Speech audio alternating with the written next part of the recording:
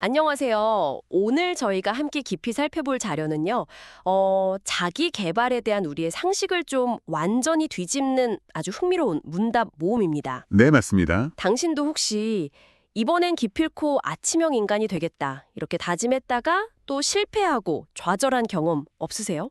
너무 많죠. 저만 해도 거의 10년째인데요. 이런 오랜 습관부터 시작해서 어려움이 닥쳤을 때가 정말 변화의 기회일까?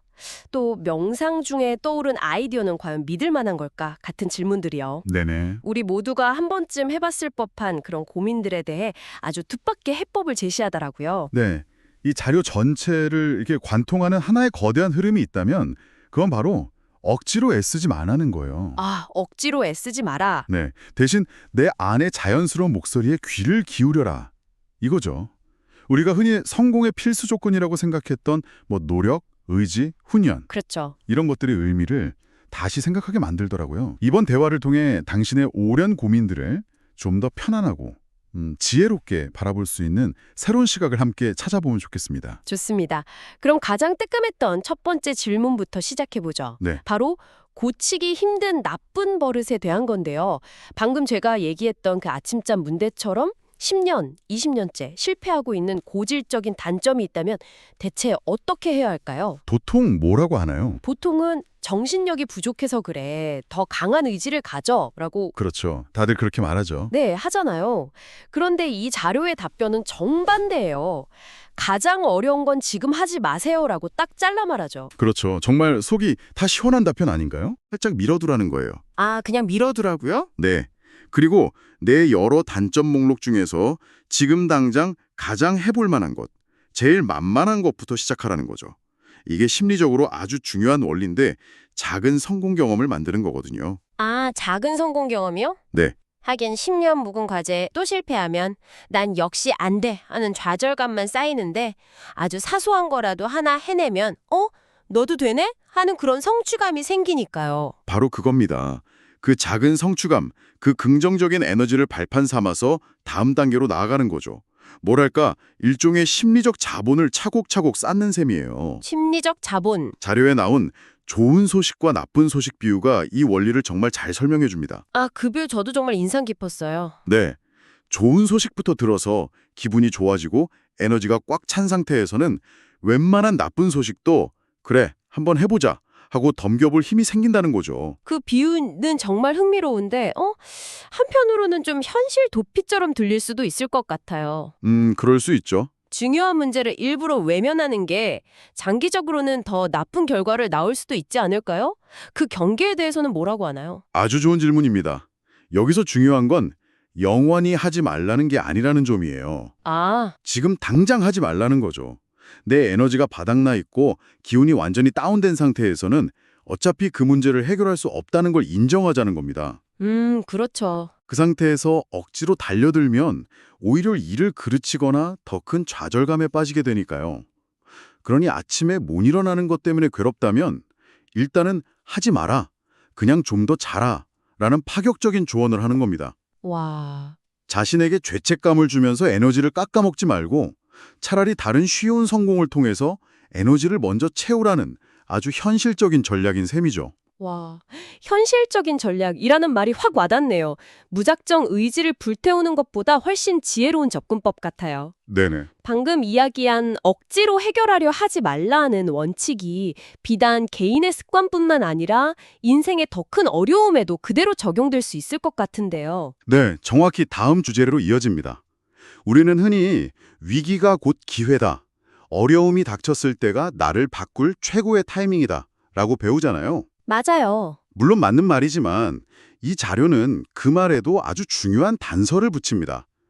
어려움이 닥쳤을 때 그걸 지금 당장 해결하려고 억지로 달려들지 말라고 경고하죠. 저도 그 말을 들었을 때 그럼 그냥 손 놓고 있으라는 건가 싶었어요. 발등에 불이 떨어졌는데 가만히 있으라니 좀처럼 이해가 안 됐거든요. 그 이유가 아주 명쾌해요. 아직 상황에 대한 분석이 다 끝나지 않았기 때문이라는 겁니다. 분석이요. 네. 우리가 어떤 문제에 딱 부딪혔을 때는 감정적으로 격앙돼 있거나 시야가 좁아져 있잖아요. 아, 그쵸. 그 상태에서 급하게 해결책을 내놓으면 오히려 문제를 더 꼬이게 만든다는 거죠. 자료에서 아주 직설적으로 표현해요. 어려움이 닥친 거를 지금 당장 해결하려고 그러면 자꾸 꼬여. 왜? 분석이 다 안 끝났어. 이렇게요. 옛말에 급할수록 돌아가라는 게 괜히 있는 게 아니죠. 그러고 보니 초능력에 대한 비유도 굉장히 인상 깊었어요. 아, 네네. 정말로 지금 당장 해결하지 않으면 큰일 나는 위기 상황이라면 우리가 고민하고 말고 할 틈도 없이 초인적인 힘이 나온다는 설명이었죠. 맞습니다. 예를 들어 거대한 바위가 나를 향해 굴러오는 상황이라면 저걸 어떻게 피해야 하지? 오른쪽? 왼쪽? 이렇게 고민할 시간이 없잖아요. 없죠. 그냥 몸이 먼저 반응하죠. 네. 몸이 저절로 반응해서 평소에는 상상도 못할 힘과 속도로 피하게 되죠. 자료에 따르면 이런 생사가 걸린 문제에서는 인간이 평소에 7배에 달하는 힘을 낼 수도 있다고 해요. 7배요. 네. 자연의 힘이 우리를 움직여서 초능력을 발휘하게 만드는 거죠. 그렇군요. 반대로 이걸 어떻게 해결해야지라고 머리를 싸매고 고민하고 노력해야 하는 문제라면 네. 그건 사실은 잠시 시간을 두고 생각해도 괜찮다는 신호라는 거네요. 바로 그겁니다. 그 고민하는 시간 자체가 해결 과정의 일부라는 거예요. 아하, 당장 달려드는 대신 잠시 멈춰서 물 한 잔 마시고 숨을 고르는 행동. 그게 문제 해결에서 빠지면 안 되는 아주 중요한 단계라고 말합니다. 충분한 시간을 갖고 상황을 다각도로 분석하고 나면 그때야 비로소 가장 정확하고 바른 길이 보인다는 통찰이죠. 이 시간을 갖고 기다린다는 개념이 우리가 맨 처음 나눴던 아침 기상 문제와도 연결되는 것 같아요. 그렇죠. 억지로 일찍 일어나려고 싸우는 대신 내 몸의 리듬을 기다려주는 것과 같은 맥락이네요. 네, 아주 자연스러운 연결입니다. 그래서 자료는 일찍 일어나고 싶다면 저녁에 일찍 자라 라는 지극히 단순한 해법을 제시하죠. 너무 당연한 말 같은데. 너무 당연한 말 같지만 그 이면에는 우리 몸의 에너지 법칙에 대한 깊은 설명이 담겨 있습니다. 우리 몸의 에너지를 질량에 비유하는 부분이 특히 흥미로워요. 질량이요? 그 물리학에서 쓰는 그 개념 말인가요? 네, 육체를 많이 썼다면, 즉 기계를 과하게 사용했다면 그 질량만큼의 휴식을 채워줘야 한다는 겁니다. 아, 일을 10만큼 해놓고 휴식은 5만큼만 하면 나머지 5의 피로는 비처럼 고스란히 몸에 누적된다는 거죠. 비처럼요? 네, 이 빚이 쌓이고 쌓여서 결국 병이 된다고 경고합니다. 특히 정신적인 노동을 하는 사람들한테 쉬는 것이 곧 일하는 것이라는 말이 그냥 하는 소리가 아니에요. 맞아요. 머리를 쓰는 일은 제대로 쉬어서 머리를 텅 비우고 정화시켜야 필요할 때 정말 명쾌하고 창의적인 결과물이 나오더라고요. 정확합니다. 쉬는 시간에도 계속 일 생각하고 걱정하면 그건 쉬는 게 아니라 그냥 다른 종류의 노동을 하는 거죠. 맞아요. 그런데 여기서 한 걸음 더 나아가서 저녁에 잠이 잘 안 오는 이른바 올빼미형 인간에 대한 독특한 분석이 나옵니다. 아, 올빼미형이요? 네. 특히 자료에서는 영이 맑은 사람들이라는 표현을 쓰는데요. 영이 맑은 사람들이요? 그게 어떤 의미일까요? 보통 직관력이 뛰어나거나 감수성이 예민한 사람들을 가리키는 걸까요? 네, 그렇게 이해하면 좋을 것 같습니다. 이 자료에 따르면 그런 사람들의 경우 밤에 잠이 안 오는 게 불면증이나 고통이 아니라 오히려 정신이 가장 활발하게 활동하는 공부 시간이라는 신호일 수 있다는 거예요. 공부 시간이요? 네. 예를 들어 반요한일성 새벽 1시 사이인 자시나 새벽 3시에서 5시 사이인 인시 같은 특정 시간에 오히려 맑은 기운이 들어오는 사람들이 있다는 거죠. 와, 정말 새로운 관점이네요. 그럼 그 시간에 억지로 잠을 청하면서 스트레스 받을 게 아니라 그 시간을 활용하라는 뜻이군요. 그렇습니다.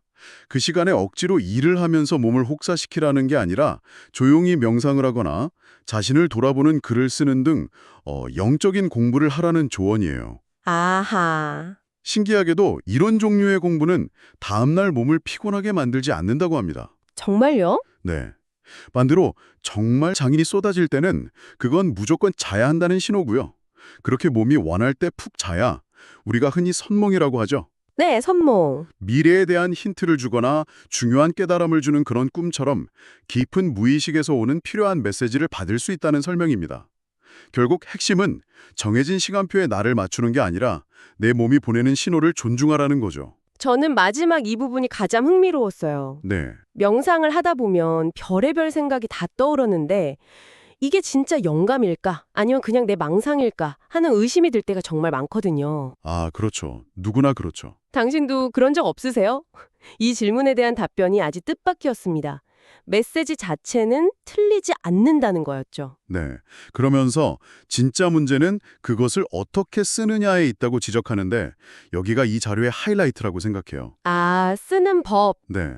우리는 보통 무언가를 얻는 것, 받는 것 자체에만 엄청나게 집중하잖아요. 더 많은 돈, 더 깊은 지식, 더 뛰어난 영적인 능력 같은 것들이요. 그렇죠. 하지만 이 자료는 얻는 것보다 얻은 것을 바르게 쓰는 법을 아는 것이 비교도 안 될 만큼 더 중요하다고 역설합니다. 메시지는 틀린 것 없이 정확하게 오는데 그것을 바르게 쓸 줄 아는 사람이 거의 없다는 게 진짜 문제라는 거죠. 이걸 요즘식으로 비유하자면 엄청난 팔로워를 가진 인플루언서가 되는 법에는 몰두하면서 정작 그 막강한 영향력을 사회 위에 어디에 어떻게 써야 할지에 대한 고민은 없는 것과 비슷하겠네요. 완벽한 비유입니다. 그 힘이 선하게 쓰일 수도 혹은 아주 해롭게 쓰일 수도 있는데 말이죠. 맞아요. 자료에서는 우리가 공부를 완전히 거꾸로 하고 있다고 꼬집어요. 주식으로 어떻게 돈을 벌까를 공부할 게 아니라 내게 주어진 돈과 에너지를 어떻게 사회에 이롭게 쓸까를 공부해야 한다는 겁니다. 아, 자연으로부터 어떤 특별한 힘이나 재능을 받았다면 그것을 어떻게 다뤄야 하는지를 공부하는 것이 진짜 공부라는 거죠. 듣고 보니 정말 그런 것 같아요. 돈을 버는 법은 가르쳐주는 곳이 많아도 돈을 잘 쓰는 법, 특히 의미 있게 쓰는 법을 가르쳐주는 곳은 드물잖아요. 맞습니다. 지식도 마찬가지고요. 네. 이 법칙을 모르고 자신에게 주어진 힘을 자기 욕심을 위해 잘못 사용하면 세상을 어지럽히게 되고 그 대가는 0.1mm의 오차도 없이 정확하게 자신에게 돌아온다고 아주 무섭게 경고합니다. 와. 그게 영적인 능력이든 엄청난 재물이든 사람을 끄는 뛰어난 외모든 마찬가지예요. 그것을 받은 것 자체보다 그것을 어떻게 사용하며 살아갈 것인가를 평생 배우고 탐구하는 것이 우리 공부의 본질이라는 깊은 울림을 줍니다. 오늘 나눈 이야기들을 쭉 정리해보면 결국 하나의 메시지로 모이는 것 같아요. 네, 나를 억지로 바꾸려 하지 말고 내 안에 자연스러운 목소리와 흐름에 귀를 기울여라. 그렇죠. 고치기 힘든 단점을 대할 때도 그렇고 인생의 어려움을 마주했을 때도 잠을 자고 깨어있을 때조차도 이 원리가 관통하고 있네요. 네. 그리고 그 흐름 속에서 내게 무언가 주어진다면 그게 지식이든 재능이든 기회든 간에 그것을 얻고 소유하는 데서 멈추면 안 된다는 거죠. 아, 그것을 어떻게 하면 더 지혜롭게, 더 이롭게 사용할 수 있을지를 끊임없이 공부하고 성찰해야 한다는 것. 힘의 획득이 아니라 힘의 올바른 사용법에 인생 공부에 초점이 맞춰져야 한다는 이야기였습니다. 이 대화는 당신에게 마지막으로 이런 질문을 던지는 것 같습니다. 당신이 지금까지 얻기 위해 노력해온 것들이 분명 있을 겁니다. 네, 어떤 전문 기술일 수도 있고 특정 분야의 지식 혹은 소중한 인간관계일 수도 있겠죠. 그렇다면 그것을 어떻게 사용해야 하는지에 대해서는 얼마나 깊이 고민해 보셨나요? 그것을 얻기 위해 쏟았던 노력만큼 그것의 올바른 사용법을 탐구하는데도 시간과 마음을 쓰고 있는지 스스로에게 한번 질문을 던져볼 시간인 것 같습니다.